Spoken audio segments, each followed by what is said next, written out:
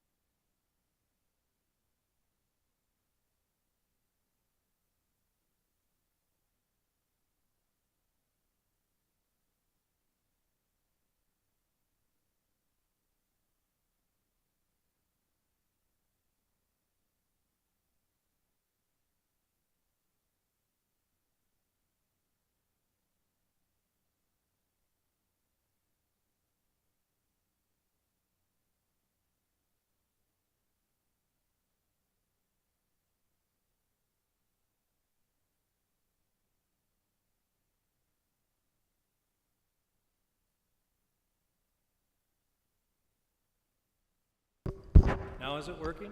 Now it's working. Now it's working. Miracle worker.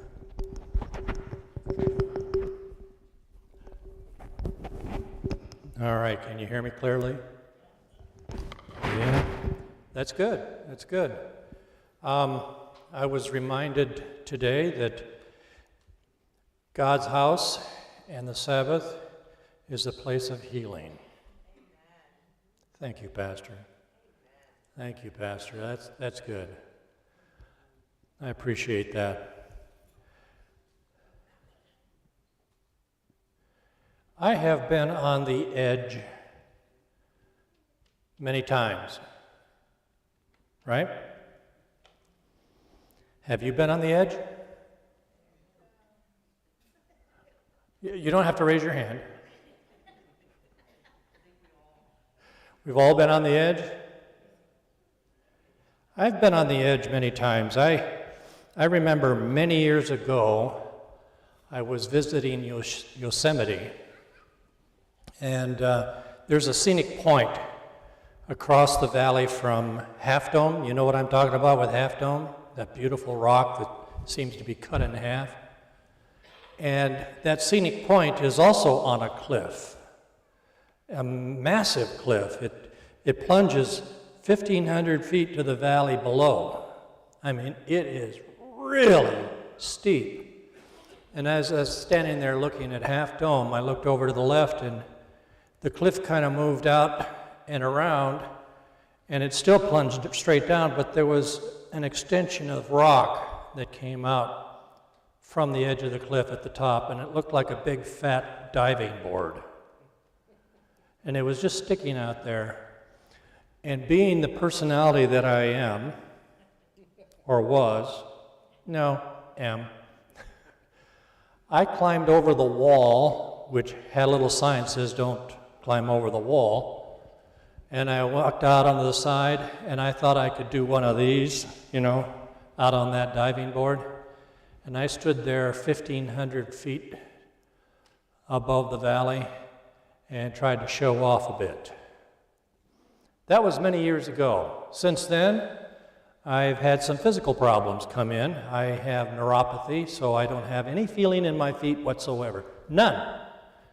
And we stand and balance ourselves with our ears, with our eyes, and with our feet.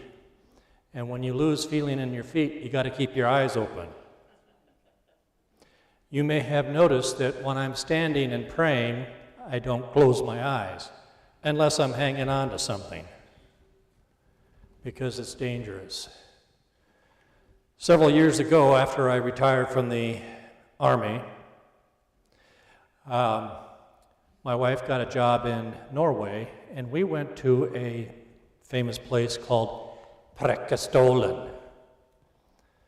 You have to pronounce it right, otherwise you're not Scandinavian. Preikestolen. Translated, pulpit rock. How many went to camp meeting last year? Yeah, you went, Charlie? Yeah? Tammy? Yeah, you went to camp meeting? Do you remember the front of the bulletin had a picture of a big, huge cliff rock? that was Prekestolen, Pulpit Rock. And it is over 600 meters high. It is a square rock that kind of like a pulpit, stands out there, has flat. People bring their picnic lunch up there and sit on top of that rock. It's kind of a big square area. And then it kind of goes down like this, kind of curves downwards. So if you're on the very edge of Prekestolen, you will be hanging over midair. And I kind of approached it, but with my balance problems, I couldn't stand on the edge. My wife could. Not only could she stand on the edge, but she could stand on the corner. And she stood like this, and I took pictures of her, and I thought, oh, man, I wish I could do that. I'm no longer young, Now, what's my point? Are we on the edge? Do you want to be on the edge? I don't want to be talked off the edge, even though I'm on the edge. People will look at me and say, you better get that guy down here. An old man, maybe he's come to the end of his days, he just doesn't want to go to a hospital. Talk him down. I don't want to be talked down from this edge, because we're on the edge of eternity. We're on the point or the point's end of eternity. If you look up the word cusp in the dictionary, I did in my dictionary, there's several different definitions, but one of them is point or edge of the point. And it comes from the moon when it's in a sliver. It has 2 points, the top and the bottom, and that's the cusp of the sliver of the moon. That's where that word comes from. We are on the cusp of eternity. Actually, I should say it more correctly. We are on the cusps of eternity.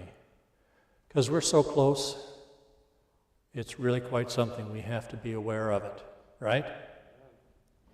Now we're on the cusp of the kingdom, right?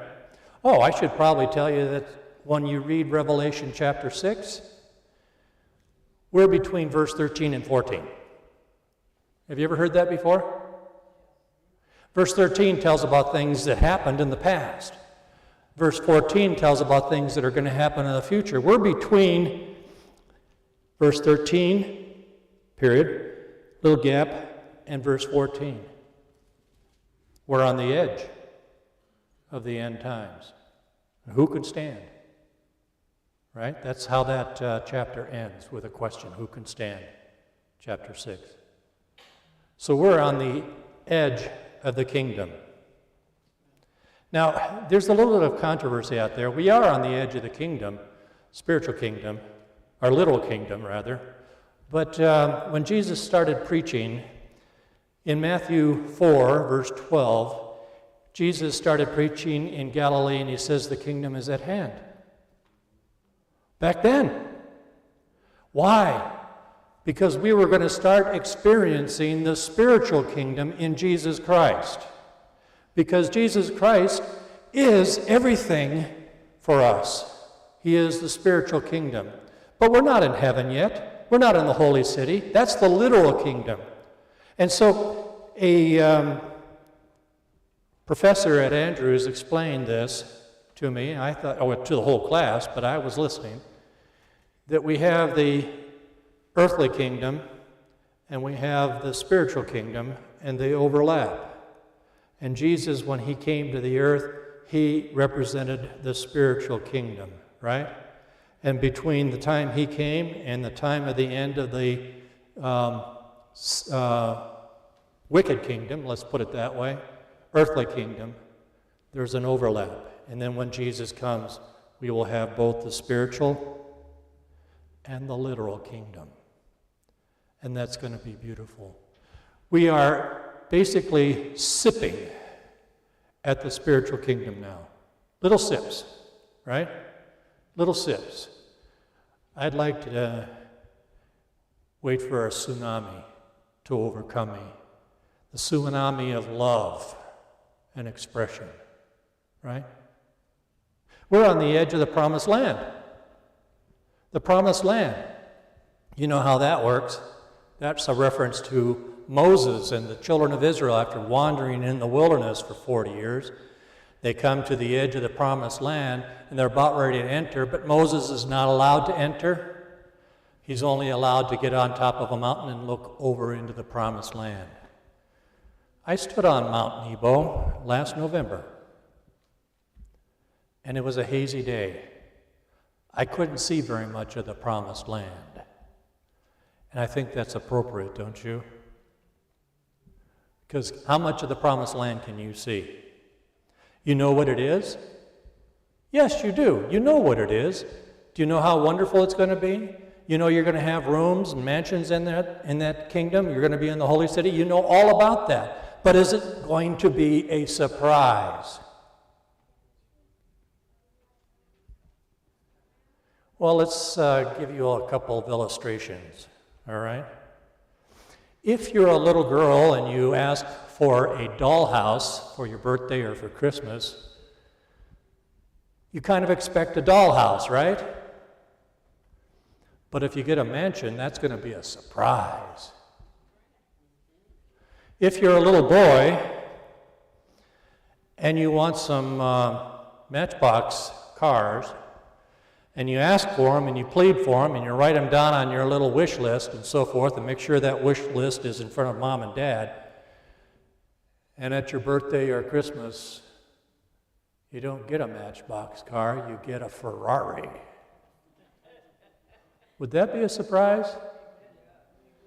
That's exactly what's going to happen, right? It's exactly what's going to happen. We are going to be surprised by how awesome the promised land really is. Right now it's hazy, it's cloudy. We can only get a dim glimpse of the promised land. No sunshine yet. But then we're going to be flying into the promised land, right? Flying in.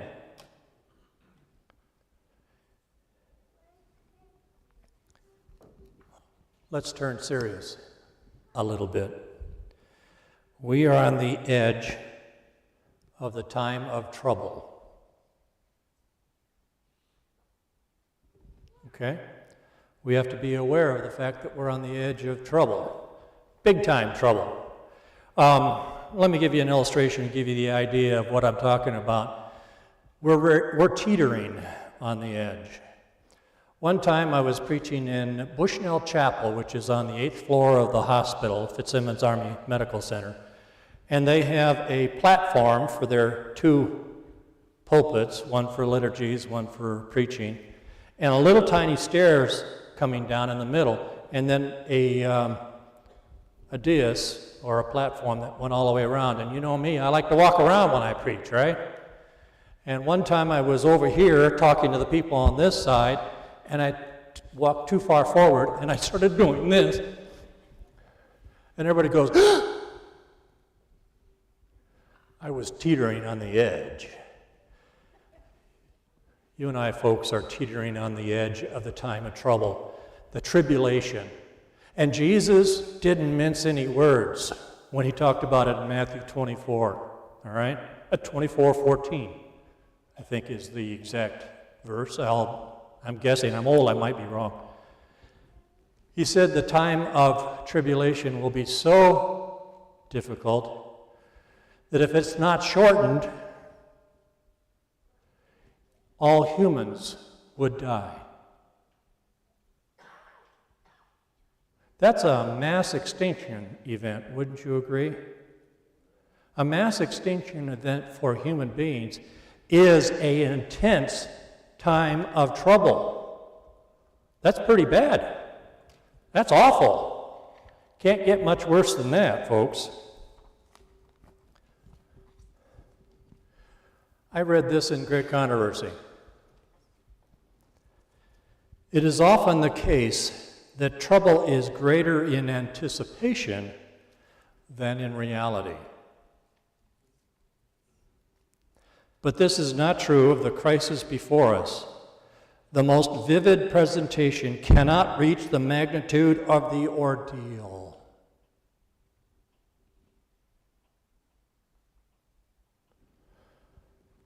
I know that Hollywood is very good at presenting horrible, horrible events. That's human creativity at work. And I hear in this that even humans cannot possibly understand or create in their minds how bad it's going to be. Much worse than any anticipation that we might have. Ouch. I read that passage when I was writing my first book on the end of time, Faithful Fugitives, maybe you've heard of it. And I thought, how do I describe this horrible, horrible stuff that this family is going to go through? And I was trying to dream up bad stuff, and then I realized, you're really turning yourself into a devil, James. Don't agree with me there, Dulcie.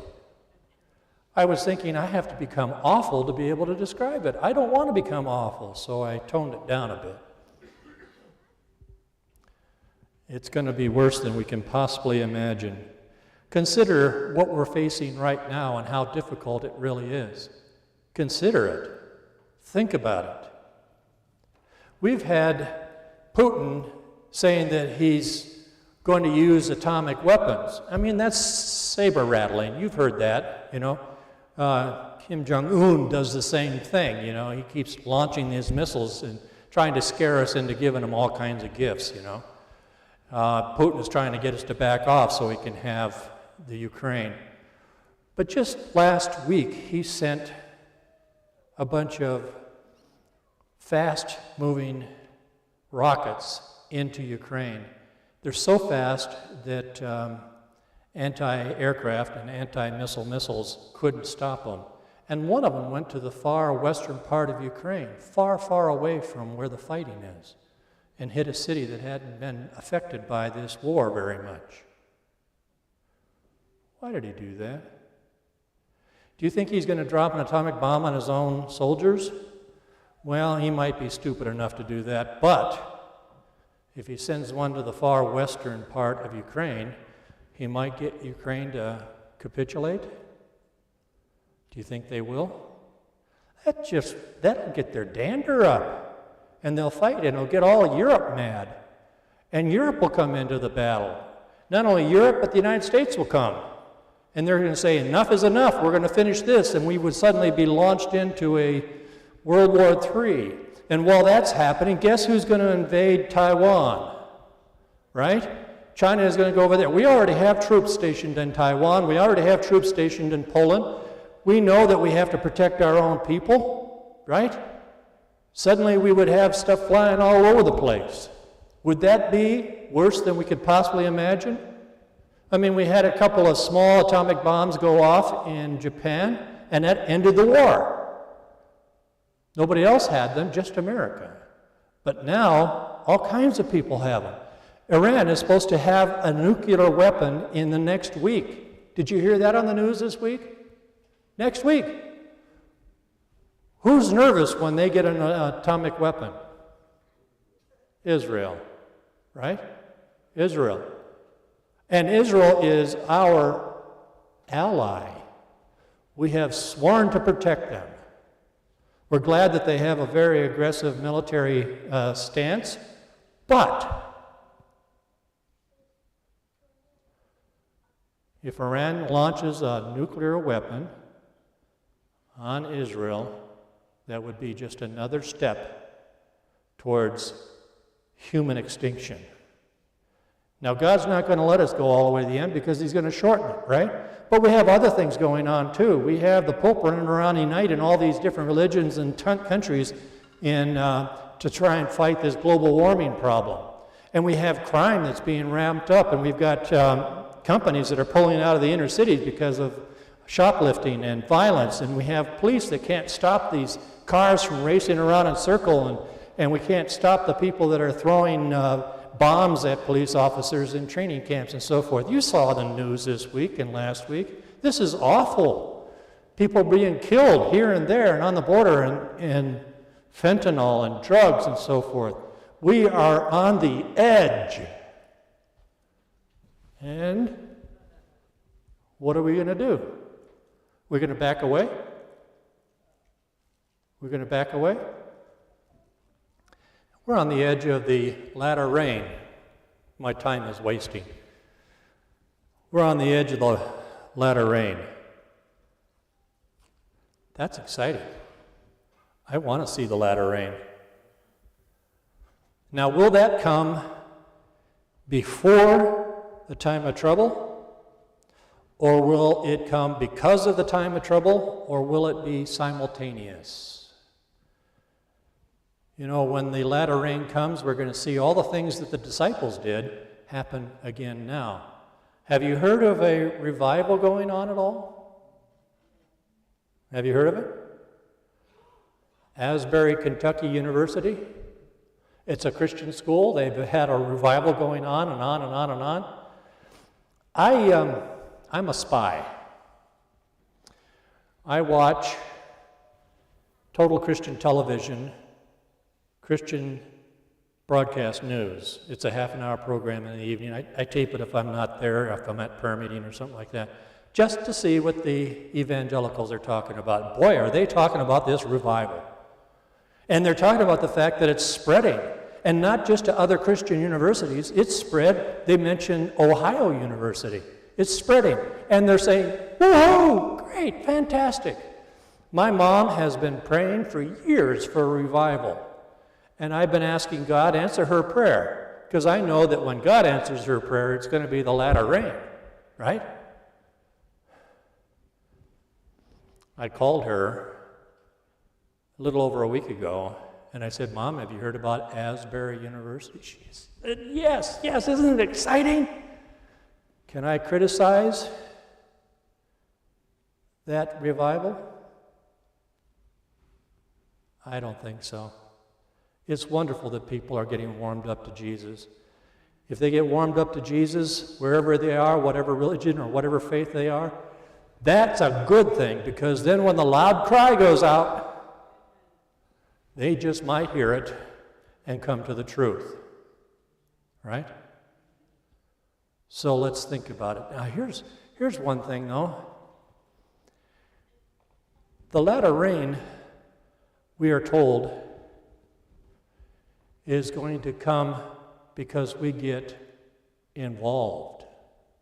It will be either brought on or delayed by our behavior. We have to get going, folks. You know, Christians are like potted plants. They look fantastic, but they don't get up and go anywhere. Adventists, I hope, are not potted plants. Adventists are the most beautiful people in the world. Look at you guys, gorgeous people. Amen. But you need to get up and go somewhere. We need to start witnessing. And if you start witnessing, you'll be attended by the Holy Spirit. And if you're attended by the Holy Spirit and you witness more, guess what happens? The latter rain. And there will be massive healings. Right? I say, let's move forward, because if we get into the latter rain, people are going to become jealous of what we've got. Some of them will want to know what we've got, and will ask questions and knock on our doors and say, please teach me about what you believe, right?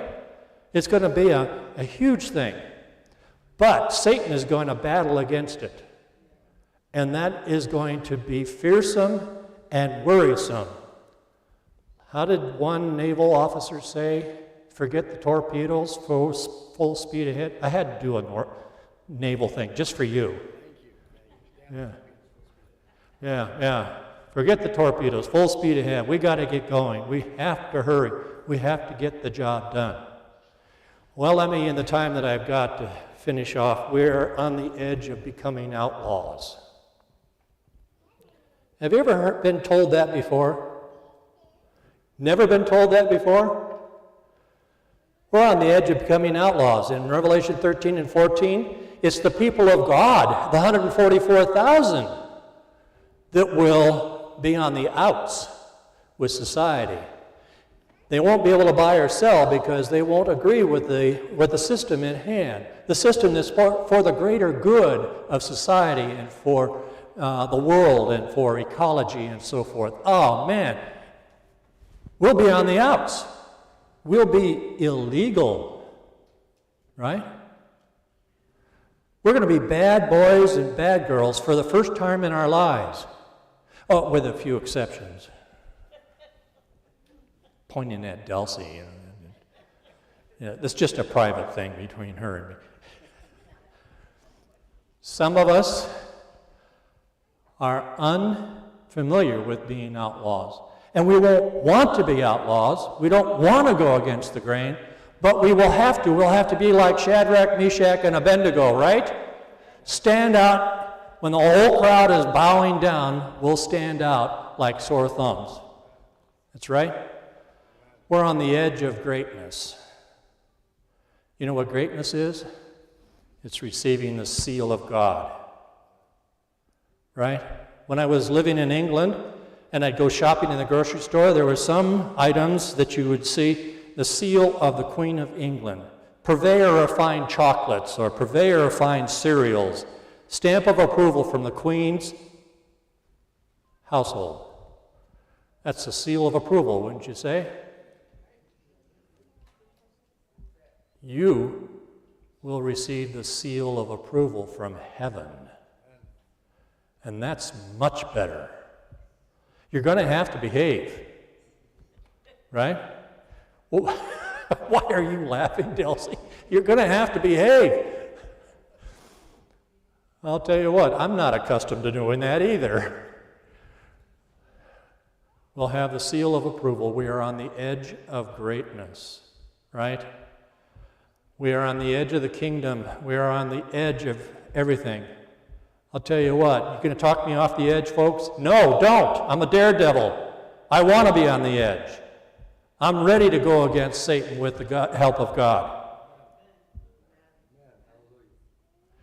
When I was in the Army, we had physical fitness tests.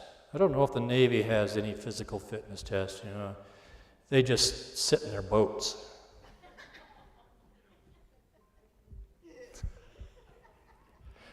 I got a good laugh out of that one, didn't I?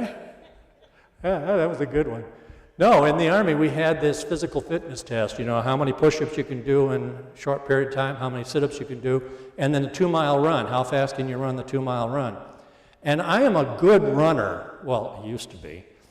I was a good sprinter, I was fast, but I was also good at long distance.